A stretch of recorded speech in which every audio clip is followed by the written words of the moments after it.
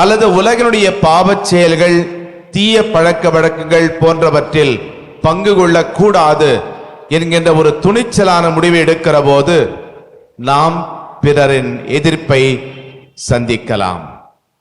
அல்லது நேர்மை, உண்மை ஆகிய கொள்கைகளை நாம் கடைபிடிக்க முயற்சிக்கிற போது அவற்றில் தோல்விகளை அடையலாம். நம்மில் சிலர் கடந்த கால தோல்விகள், ஏமாற்றங்கள் என்கின்ற தூசியை, புழுதியை தொடர்ந்து சுமந்து கொண்டிருக்கிறோம்.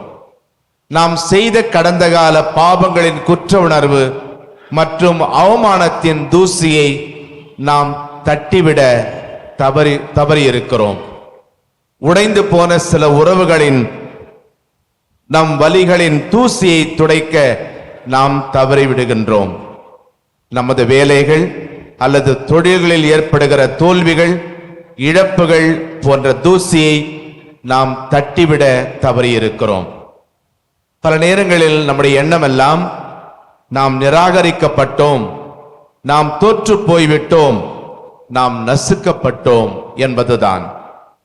ஆனால் அன்புக்குரியவர்களே, இயேசு கூறுவது இதுதான்: தூசியை உதறிவிடுங்கள், துணிவோடு தொடர்ந்து செல்லுங்கள்.